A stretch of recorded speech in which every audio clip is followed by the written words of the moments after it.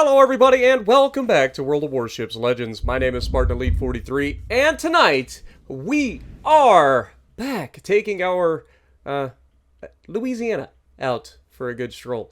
And we are going to be in a heck of a pickle as we run into probably somebody vying for the most aggressive battleship player in the world challenge, apparently.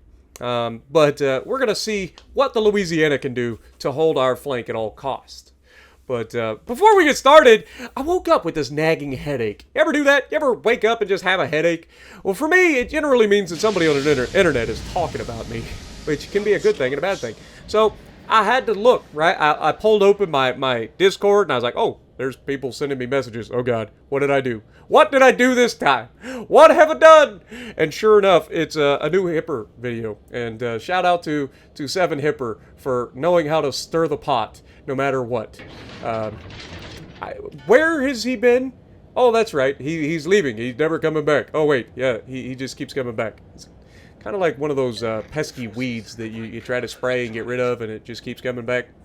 Anyway, that's Hipper lately. I've personally never had an issue with Hipper. He makes content. It gets people talking. And lately, that style of content is just trying to be a troll at every step.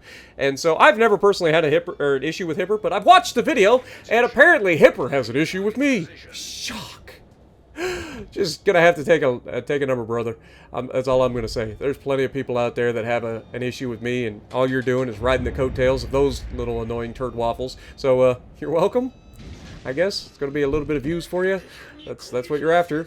So congrats. But anyway, after watching the video, like I just find it cringe to go in and talk about other creators. Like I just don't do it. Like I don't know. Maybe I'm just different. I know I'm the most toxic player on the planet, so you would think out of all the people that's out there, the toxic player would be the one making the videos about other people, but that never seems to be the case, does it?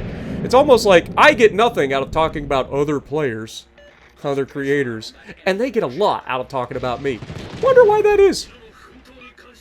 Somebody want to point it out? Also, can we just talk about how disgusting that drop on that Montana was? Good God.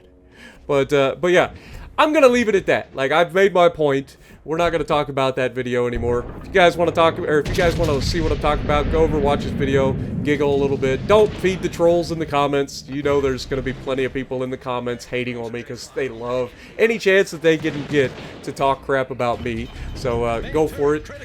But yeah, don't be trying to leave comments to those people. They don't deserve it, and they're just looking for attention, just like every other person that calls out my name like this. But I digress. We're going to be out here, we're going to do what we're supposed to be doing, which is holding our flank at all costs, right? This Yamato, this Montana, they're going to be feeling some type of way here. So we have to try to limit how much damage they can get off of us. So we're trying to use the edge of the island to protect our bow from the Yamato being able to overmatch us, but we have this gigantic superstructure and raised flight deck that just begs to be pinned, and of course Yama is all too happy to oblige. But Yama is also all too happy to go full broadside into Yamato, which is never a good idea. But as soon as we fire the guns, the daring gets spotted, which is highly unfortunate, but it is what it is. We get a couple of pins on the Yamato, not the best shot by me. Went for the big hit, expected him to continue to turn out. He did not do that. We go ahead, drop the torpedoes out on the Yamato again, and I got to use the island now to protect myself from the destroyer. We do have a friendly destroyer here, but I don't really have a way to help him without putting myself in danger. There's another battleship over there coming from the middle. We get 4 hits on the Yamato with the torp drop. So if I were to pull out, we got a curve first over there in a crossfire situation, so I can't pull out, right? Like if I sit here, I'm relatively safe. I just got to deal with when they come after me. You can see there, our friendly Yamato is thinking about doing something incredibly dumb, which is going full broadside to the enemy curve first. Not an ideal scenario, right? But as we reverse, I'm trying to get some shots on the curve first here as the curve first YOLO's in. See if we can't soften him up a little bit because he's the one that's visible. The rest of the team isn't. I can't shoot the destroyer because the rock's in the way. Can't shoot the battleships because they're hiding. So until they come out, I have no choice but to try to attack the curve first. But our destroyer decides that he wants to go down swinging and decides to YOLO rush the curve first, immediately being removed by the daring and the curve first, gets his torpedoes away, and now we're in a bit of a pickle. Because if he doesn't kill this guy, we're probably going to lose our flank. I cannot angle against everybody, right? That is the problem here. Now, front gun's not able to clear the island. Rear turret's able to shoot around the island. We get a couple of hits into the superstructure, just trying to get something. He commits to the turn here. We're going to go ahead and put those torpedoes out there, trying to get a hit. I don't know if I led this one enough. I can't remember. But you can see that the Montana and the Yama are both pushing, and I have a chance to potentially ruin the broadside of this guy. He takes a shot at us, misses. And, of course, I did not lead the target enough, and we end up ruining our chances to ruin that Kurfürst. Now, our Yamato, who's broadside back there, could be getting some good shots in on the Kurfürst. I can't really tell, but, I mean, Kurfürst is full broadside in the middle of the cap, so I would expect him to be able to do something. But right now, we're basically all alone. The Yama is running away, and I don't blame him for doing so. This side is with Jesus, but I don't have that option. If I move, I have to turn around, and that requires me to show my broadside to somebody, right? Whether it's the Yama, the Montana, or the Kurfürst, somebody's going to have a look at my broadside. So I have to just hold at all costs, right? And pray that the destroyer's dumb enough to come up and fight me in front of me, right? But Kurfürst comes around the corner. He is still over-angled as crap. We're going to go ahead and go upper side plating, because I just want to hit as many shells as possible. And you can see we had terrible RNG, but we still got four good penetrations. Musashi, okay, it was Musashi, not Yama. But Musashi is able to finish off the Kurfürst, and that leaves the Daring over here nearby, the Montana coming around the corner. Again, way over-angled for his own good. We just got our planes back. We're going to go ahead and see if we can't take a bunch of damage in the process, but we're going to see if we can't slap this Montana, who's still just sitting here broadside. And we do absolutely crush him with 2 Citadels. We drop the torpedo bombers on the Yamato in the process, because I know I'll be able to kill the Montana on the next shot. And I'm just praying. I am praying that the destroyer leaves me alone. I can handle the Yamato. I can handle the Montana.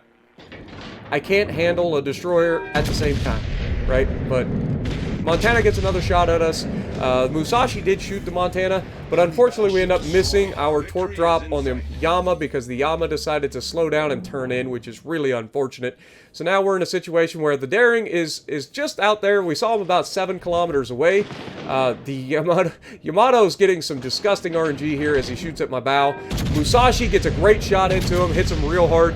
But as we go to shoot for the cheek here, we get 1 Citadel, but unfortunately not quite enough to finish him off and leave him with just enough to get another reload in.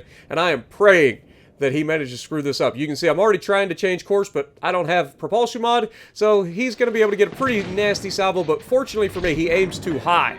He overmatches our bow, but he aimed that too high. And we go through and try to hit him through the cheek again, and just cannot finish the man off. He's just allowed to keep living. But fortunately, Musashi, while he did back off, manages to be in a position to shoot and finish off the enemy Yamato. And now all that's left is the Daring, and he's been running away for the entire time, thankfully giving us the chance to hold our own against the enemy rush. So we held our flank at all costs, managed to survive it. I'm going to go ahead and use my heals because, again, I don't know where the Daring is. I know he's in the neighborhood, so we don't want to put ourselves in a situation where he hits us 1 torpedo and kills us. So we're going to go ahead and start healing. Now, this is a Hoshino build, Louisiana. You guys have seen the Hoshino build a gajillion times at this point. There's nothing special about it. It's just a way to get a lot of extra heals and a way to have faster cooldown on your consumables and faster reload. But that's it. Other than that, like, it's Louisiana doing Louisiana things, right? Holding on, using that disgusting torpedo drop to absolutely ruin broadsides for people that are dumb enough to sit around and wait for them. And, yeah, even with me being bad, I still managed to hold, you know, do what we have to do. We limit who can shoot us, right? And this brings me to my last point, is one of the points that Hipper made during the game is that his playstyle just doesn't work as well as it used to. It's called adapting. If your playstyle isn't working, maybe adapt your playstyle to suit you in the moment, right? And again, I'm not hating the guy. I don't have an issue with him. If he wants to make videos trying to, like, bash other people, then, I mean, you can only do that for so long. You burn enough bridges, people don't want to work with you, and all that stuff. Ask other people that have had the same issues in the community and are no longer with us. In terms of no longer in the community, is what I mean. I know that sounded more harsh than it is, but anyway, it's just not a good way. Like, yes, you can get some quick views, whatever. But for longevity and being able to do this for a long period of time, you can't really get away with that. You eventually got to come up with content that people enjoy watching. And I thought you had that. You've got editing skills. You've got the ability to do things. You just strike me as somebody who has the ability to be creative, yet for whatever reason you're just not making the numbers that you want to make on your YouTube channel. Like there's no one to blame there but yourself. Like you can make it happen. If I'm a freaking gorilla, all right? I'm dumb as a box of rocks, and I make it, right? Now, some of that is being in the right place at the right time, but some of it is putting out content that people enjoy watching. I know it's crazy. I know it's cringe to say that, but it is true.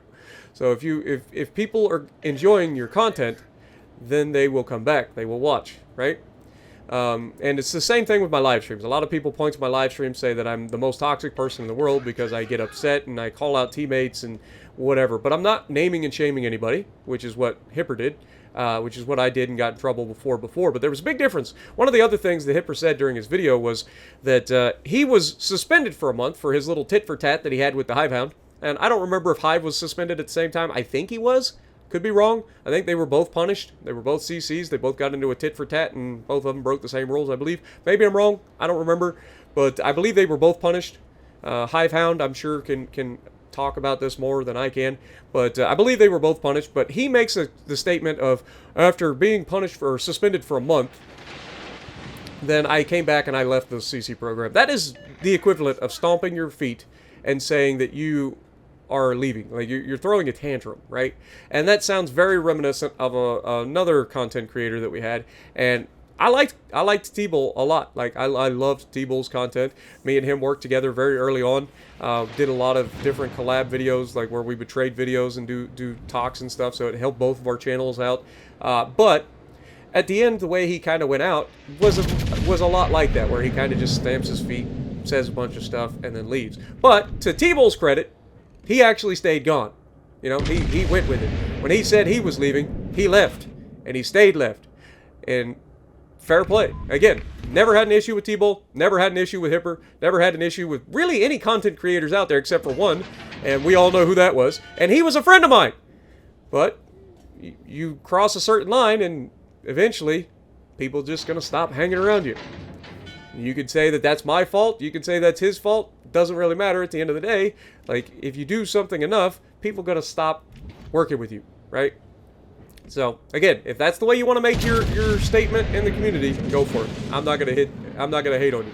I'm just going to call out the BS when I see it and call out the hypocrisy of somebody saying that I'm toxic and I'm bad for the community and I wouldn't want Spartan representing the community of the game that I'm dealing with. And then come out and name and shame publicly other people all the time in every single video with wanker divisions and wanker of the week and this and that. That's why you're never going to get back in the CC program. It has nothing to do with whether you want to or not. Clearly, you still want to be part of the game because you keep coming back. But if that's the case, then keep your mouth shut. Follow the rules of not being an absolute turd blossom and calling and naming and shaming people, and you'll be fine. Okay? It's that simple. But anyway, we had a pretty solid game. I just wanted to give a little bit of a shout out to the whole mess that everybody's pinging me with this morning. I don't normally make videos in response to other creators' videos because I just find them cringe. But let me know what you guys think down in the comments below. And again, I'm telling you guys right now, do not go over to the video and comment things that are disparaging or anything like that, okay? If you want to add to the discussion of things that are going on, that's your prerogative, but don't go over there simply with the goal in mind of defending Spartan Elite and then throwing a whole bunch of crap in the comments, because at the end of the day, every one of you that go over and watch that video is already benefiting his video and, you know, just encourages the behavior going forward. But let me know what you guys think down in the comments below, and if you like what I'm doing, punch the like button, leave a comment below, subscribe to the channel if you haven't already, and as always, I will see you in the next video.